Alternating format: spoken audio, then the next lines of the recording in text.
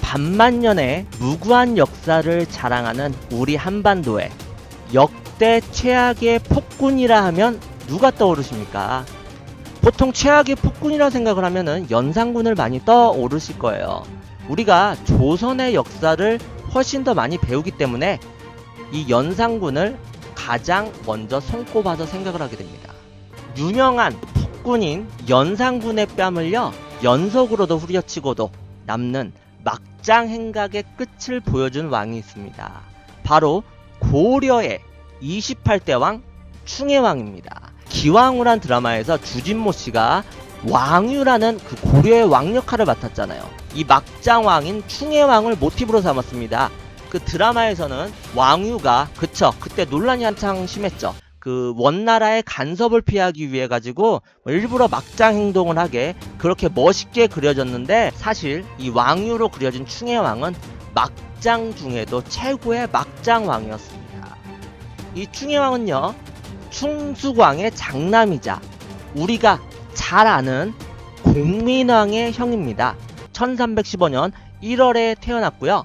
이름은 정, 그리고 몽고식 이름은 보탑실리라고 합니다. 근데 우리 여러분들이 아니 왜 고려의 왕인데 몽고식 이름이 있지? 하고 의아해 하시는 분들이 계실 겁니다. 왜냐면 우리 여러분들이 역사에서 배우신 것처럼 고려는 몽고, 그때 당시 원나라의 신하국 혹은 사위국이었기 때문입니다. 이 충혜왕 역시 어린 시절을 원나라에서 보내게 되었는데요.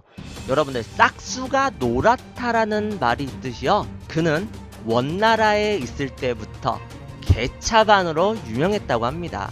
천성적으로 놀기를 좋아하며 격구, 씨름, 매사냥 등 갖가지 놀이를 즐겨 했으며 향락과 여색 역시 밝혔다고 합니다. 우리 여러분들이 만약 충혜왕의 입장이에요. 생각이 있는 사람이면 훗날 자신이 고려의 왕이 되었을 때 그때를 대비해서 원나라 고위 관료들이나 엘리트들과 교우하면서 그렇게 백그라운드를 쌓았을 거 아니에요. 하지만 이 충혜왕은요, 지금 사진에서 보이시는 것처럼 중국의 소수 민족인 위구르족 불량배들과 어울리면서 시장 잡배질을 하고 다닙니다. 아, 여러분들 참 예쁘죠? 이분이 지금 동양의 비너스라고 불리는 중국의 위구르족 모델 구리나자라고 합니다. 이 위구르족이 미녀가 많은가 봐요. 충혜왕은요, 남편이 있는 연상의 위구르족 부인과요, 사랑에 빠지면서 드라마도 한편 쓰면서 왕족의 채통 따윈 저버리고 발피라는 별명을 가지게 됩니다. 이 발피는요, 위구르어로 무례한 불량배라는 뜻입니다. 요즘 말로는 날건달, 양아치 이런 뜻의 별명을 가지게 된 것입니다.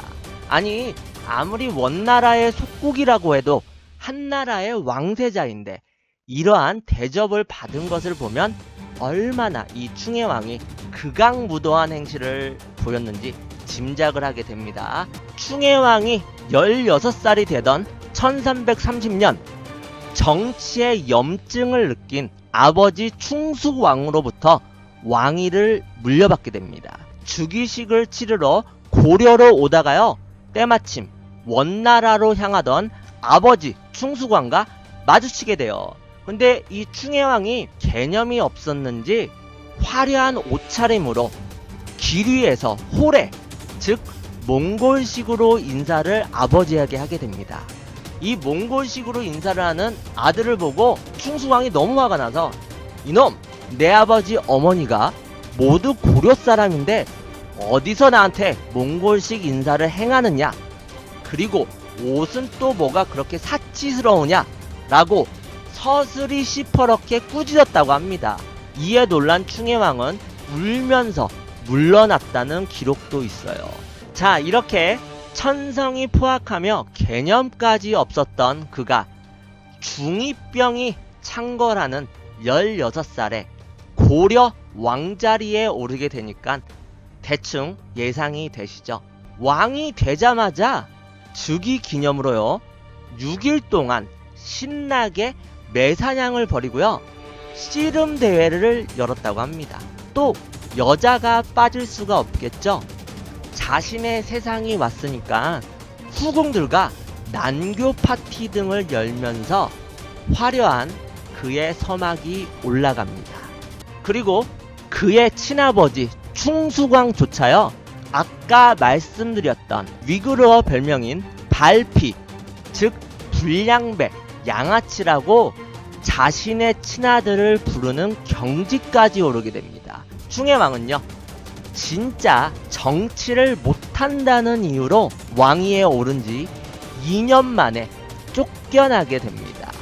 하지만요 피는 물보다 진하다라는 말이 있듯이 그렇게까지 아들을 냉대했던 충숙왕은요 생을 마감하는 순간에 자신의 아들 충혜왕에게 왕위를 계승시키라는 유언을 남기게 됩니다.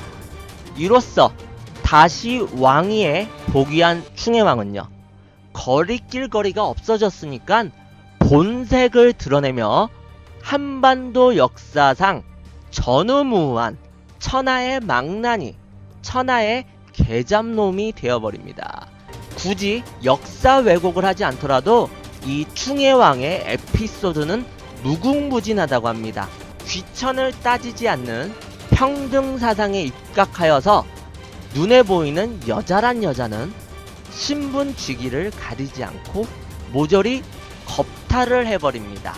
일반 백성 중에 예쁘다라고 소문이 난 여자가 있으면 모조리 데려다가 취하고요. 조정의 관료 대신들, 자신의 부하들의 부인들까지도 사욕을 품고 취하게 됩니다. 여러분들 심지어는요 재상, 지금으로 치면은 국무총리죠. 그 재상의 부인을 겁탈하기 위해서 아주 치밀한 계획을 세우는데요. 이 재상을 원나라에 사신으로 보낸 다음에요 야심한 밤에 몰래 재상의 집에 침투를 해서 그의 부인을 겁탈하는 아주 용의주도함을 보입니다. 완전 범죄를 노린 거죠. 그리고 그의 아버지인 충수광이요 생전에 어느 귀족 가문의 며느리였던 아리따운 남씨라는 여인을 강간을 하였대요. 그리고 자신의 신복인 노영서라는 인물에게 하사를 하였는데 여러분들 부전자전이랄까요? 이 충혜왕 역시 눈독을 들였는지 이번에는 아들인 충혜왕이 그 남씨를 불러다가 취하고 다시 노영서에게 돌려주었다고 합니다. 그리고요 이 충혜왕의 레이다에요 환관, 내시죠. 그 내시 유성의 처 인씨가 걸려들게 됩니다. 아름답다는 소문이 자자하자 자신의 수하들을 데리고요 이 유성의 집에 찾아가게 돼요. 우리의 이 순진무구한 유성은요 충혜왕의 시커먼 속도 모르고 왕께서 친히 자신의 집에 납치였다고 아주 황송해하며 극진히 모시며 연회를 열게 됩니다. 충혜왕과 그의 신복들은요 이 유성에게 영거푸 술을 권해 그를 골아떨어지게 만들고요 그의 아내 인씨를 향한 목적을 달성하고야 맙니다. 하지만요 여러분들 일반 백성 신하들의 여자들은 너무나 쉽고 스릴이 없었는지 전입가경, 짐승과도 같은 짓을 시도하게 됩니다. 홍탁이라는 사람의 둘째 부인 황씨가 천하절색이라는 소문을 접하게 돼요. 미모가 얼마나 뛰어나는지 집 밖에 일체 나가지 못하게 하고 친척이 와도 방 안에만 두고 만나는 것을 허락하지 않을 정도였다고 해요. 엄청 예뻤나 봅니다. 이런 소문들이 우리 충혜왕의 군침을 돌게 만든 거죠. 하지만 여러분들 이 홍탁이라는 자가 누구였는지 아십니까? 바로 충혜왕의 장인어른이었던 것입니다. 그러니까 한마디로 장모, 자신의 장모를 눈독을 들여서 겁탈을 하게 된 겁니다. 아니 정말 그 일륜까지도 버린 겁니다. 아무리 예쁘다고 해도 어떻게 뭐 후처고 둘째 부인이지만 서열상으로는 자신의 장모님인데 예쁘다는 이유만으로 장모님까지도 자신의 여자로 취하고 마른 거예요. 그리고요 여러분들, 돌아가신 선왕의 여자, 즉 자기 아버지의 여자들을 건드리는 일륜을 무시한 행동도 서슴없이 행하게 됩니다. 아버지 충수광의 5번째 비였던 수비 권씨를 강간하는 폐륜까지 벌이게 됩니다. 이 아들뻘되는 충혜왕에게 욕을 당한 뒤 수치심을 이기지 못한 수비 권씨는요, 결국 이듬해 자살을 선택하고 말았습니다. 하지만 여기서 그치지 않고요, 폭주 기간자처럼 폭주했던 우리의 충혜왕은요, 그 아버지의 5번째 부인 수비 권씨가 자살한 지 3개월 만에 아버지의 3번째 부인이었던 경화공주를 향해 음흉한 마술을 뻗칩니다. 아니 왕이면은 자기가 마음에 드는 여자 다 가질 수 있는데 왜 아버지의 여자를 건드릴까요 도대체? 이 경화공주는요 20대 후반의 젊은 나이에 과부가 되어버린 원나라 귀족 집안의 여자였습니다. 그때 당시에는 그 원나라의 귀족들을 고려의 왕들과 결혼을 시켰잖아요. 뭐 부마국이다 이런 의미로서 충혜왕은요 이 경화공주를 위로한답시고 경화공주를 위하여 잔치를 자주 베풀었다고 합니다. 그리고 이렇게 왕이 자신을 위해 잔치를 벌이자 경화공주 역시 그에 대한 담례로 연애를 베풀게 되었습니다. 하지만 이것이 화근이었을까요? 연애가 끝난 후 충혜왕은요 짐짓 취한 채를 하면서 은근슬쩍 경화공주의 침소에 들어가게 됩니다. 그리고 능글맞게 굴면서 경화공주에게 달려들었어요. 하지만 자신의 뜻을 받아줄 줄 알았던 이 경화공주가 예상과는 달리 거세게 반항을 하자 오늘 거사에 실패하면 앞으로 낯을 들기가 어려울 것이다 이러한 생각을 하게 되고요. 그의 신복 부하들을 시켜서 경화공주의 입을 틀어막고 손발을 붙잡게 한 뒤에 결국 자신의 욕정을 채우고야 맙니다. 정말 우리 여러분들이 좋아하시는 그 야한 동영상에서만 나올 뻔만한 삼류 스토리가 우리나라 역사에 그것도 왕이 실제로 행했던 것입니다. 이 충혜왕에게 당한 수치심에 치를 떨던 경화공주는요 원나라로 돌아가서 복수를 할 결심을 하게 됩니다. 그래서 그때 당시에 교통수단인 말을 사오라고 명령을 내려요. 하지만 이 계획을 눈치채버린 충혜왕이요 그날부로 말을 파는 마시장을 아주 폐쇄해버립니다. 아예 말을 못사게 말을 파는 마시장에 문을 닫아버리게 한 거예요. 원나라에 알려지면 자신의 입지가 위태로워지니까 아예 연락을 못하도록 이러한 조치를 취한 것이죠. 정말 용의주도한 사람이에요. 하지만요 이 원나라의 귀족 콧대가 셌던 이 경화공주는요 이에 굴복하지 않고 자신의 신복 조적이라는 자에게 충혜왕의 폐륜을 이야기하게 됩니다. 이에 이 조적은요 충혜왕을 몰아내기 위해 군사 1000명을 동원해서 난을 일으켰지만 선두에 앞장서서 활을 쏘며 제압한 충혜왕에게 진압당하고 경화공주는 집에 연금이 되고 맙니다.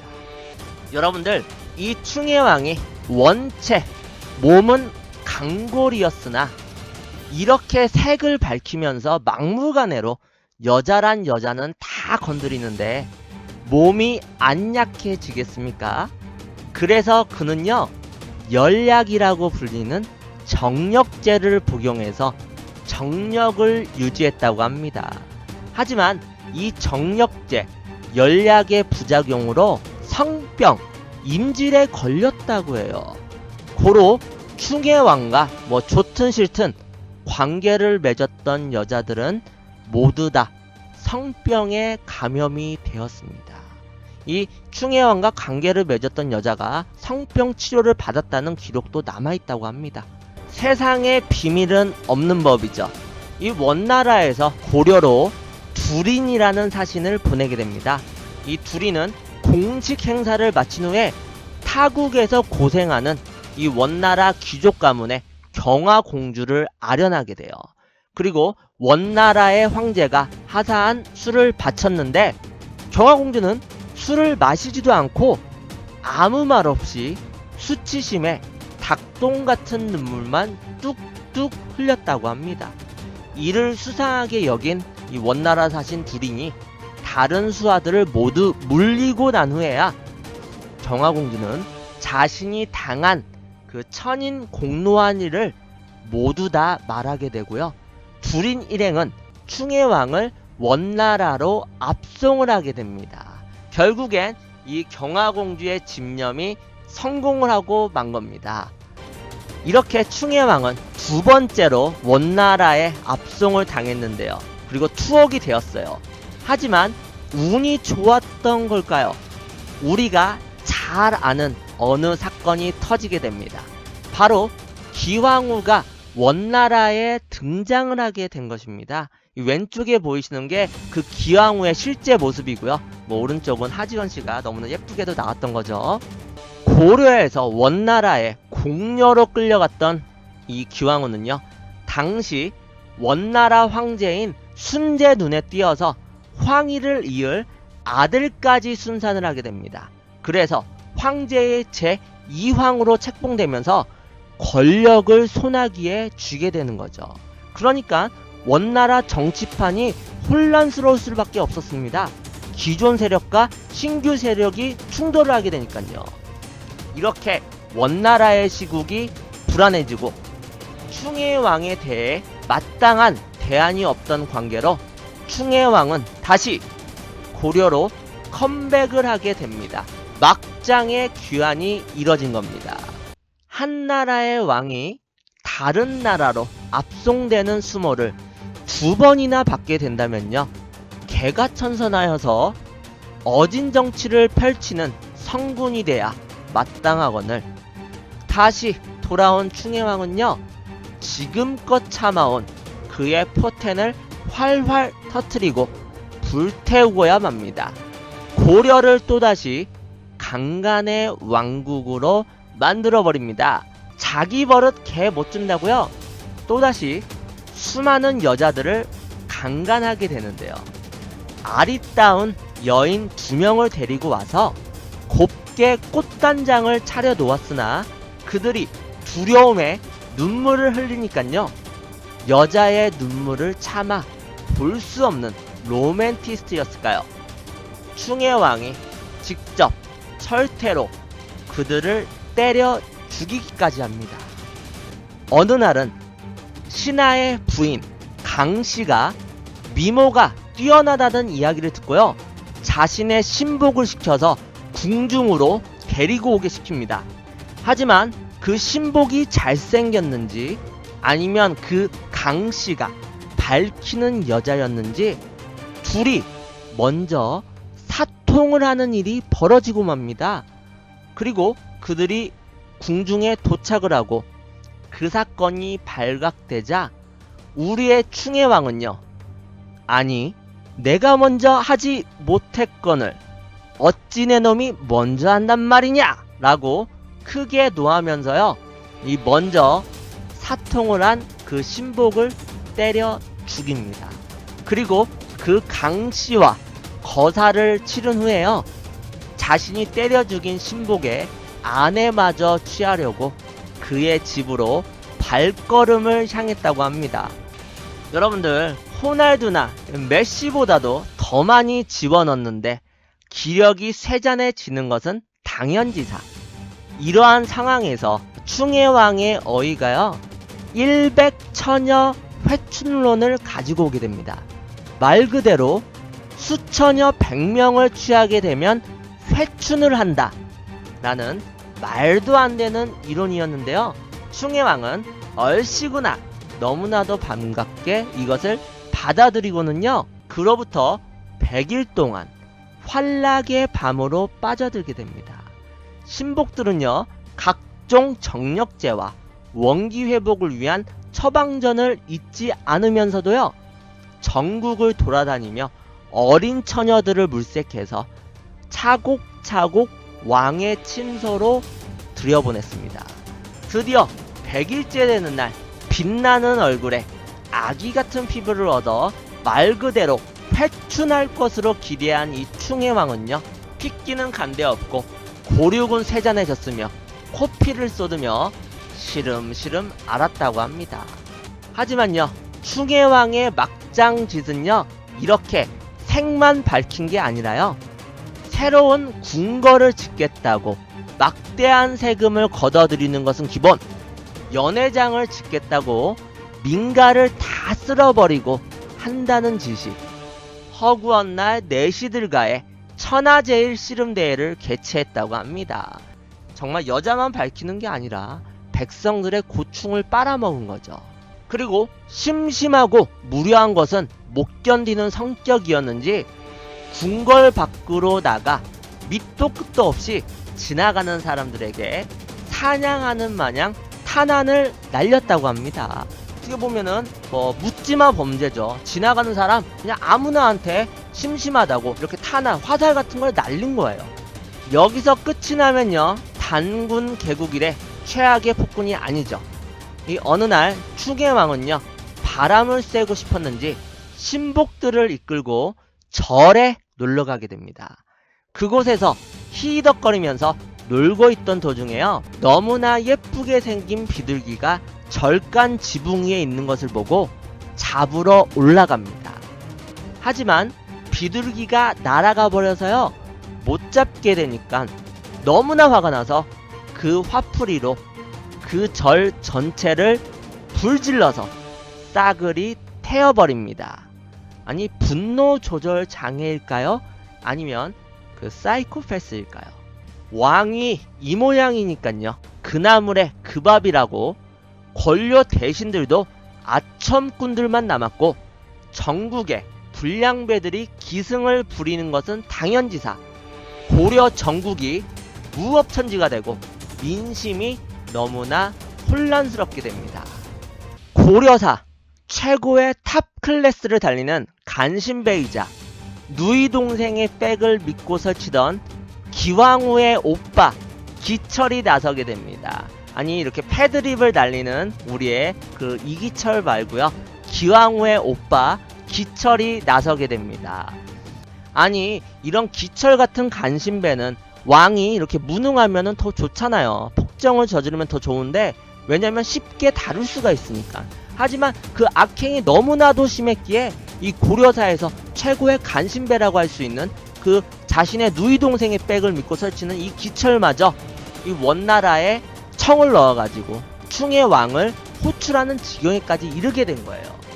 그러나 의외로 눈치가 빠른 충혜왕은요 몸이 아프다는 핑계로 계속 출두를 거부하고요 예나 지금이나 높으신 분들은 꼭 자기가 불리해지면 이 아프다는 코스프레를 하나 봅니다. 결국 원나라 사신이 이 충혜왕을 속여서 그를 유인하는 데 성공합니다. 하지만 이 원나라 사신이 분했던지 충혜왕을 보자마자요 내뜸 발길질을 하고 구타를 하는 상황에서도 고려의 신료들 가운데 이를 적극적으로 저지하려는 자는 아무도 없었다고 합니다. 일국의 왕이 사신에게 구타를 당해요. 그런데도 그의 악행이 너무나 심했기 때문에 아무도 막지를 않았다고 합니다.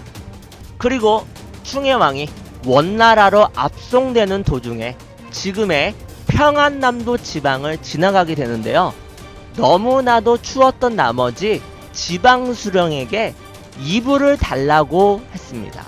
하지만 그 관리는요, 내가 잘못을 해서 죄를 받았음에도 불구하고 도리어 내 이불을 빼앗으려 한다 라는 식으로 거절을 당하는 굴욕을 당하게 됩니다.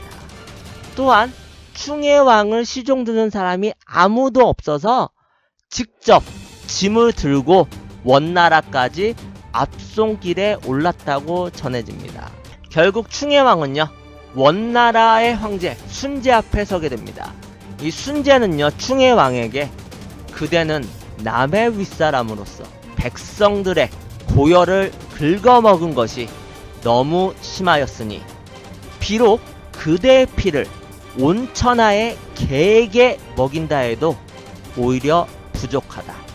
그러나 내가 사람 죽이기를 즐겨하지 않기 때문에 귀양 보내는 것이니 그대는 나를 원망하지 말라 라고 촌철살인을 하며 충의 왕의 고개를 아예 들지도 못하게 부끄럽게 만듭니다.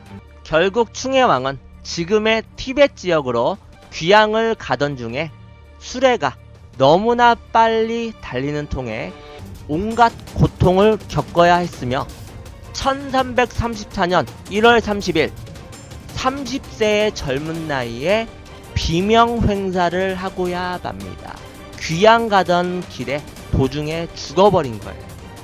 한간에는요, 귤을 잘못 먹고 체해가지고 급사했다는 설이 있으며요, 이용 가치가 없었고 빨리 죽어질수록 고려나 원나라에 이익이 되었으므로 독을 탄 술을 마시고 독살당했다는 이야기도 있습니다. 갑자기 사망한 걸 보면 원나라에서 손을 쓴 게 확실해 보이긴 해요. 그리고 그가 죽었다는 소식이 고려에 전해지자 백성들 중에 아무도 슬퍼하는 사람이 없었고요. 심지어 이제 다시 살아나게 되었다라며 기뻐 날뛰는 사람까지 있었다고 합니다. 이 충의 왕의 시신은 1544년 6월에 개경에 도착하였고 그해 8월에 영릉에 장사를 지냈다고 합니다. 그래도 시체는 고국 땅에서 묻히게 된 거예요. 원나라의 황제 순제가 그 다음 고려왕을 선임하기 위해서 충의 왕의 아들인 충목왕에게 너는 아버지를 닮겠느냐 어머니를 닮겠느냐라고 질문을 하였고요.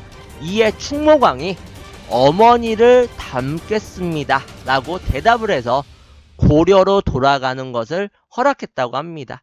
죽어서까지 자신의 아들에게조차 거리낌을 당하는 충의 왕입니다. 여러분들, 충의 왕은요, 자신의 행적을 기록한다는 이유와 자신의 속마음을 엿본다며 사관들을 역시 싫어하였다고 해요. 그래서 근처에 오지도 못하게 하였기 때문에 이렇게 역사서에 기록된 것은 빙산의 일각일 뿐이라고 합니다. 이 충의 왕이 고려의 왕으로 있었던 총 재위 기간이 6년하고 10개월이에요. 이 10년도 안 된 재위 기간 동안 반만년의 한반도 역사상 최악의 폭군으로 기록되었던 것은 확실한 것 같습니다. 정말 역사는 무서운 것 같습니다. 아무리 한 번뿐인 인생이라도 내 멋대로 다 할 수 있는 왕이었어도 극악무도한 악행으로 인해 충의 왕, 그의 이름이 우리에게 후대에까지도 길이 남겨지게 되는 것을 보면요,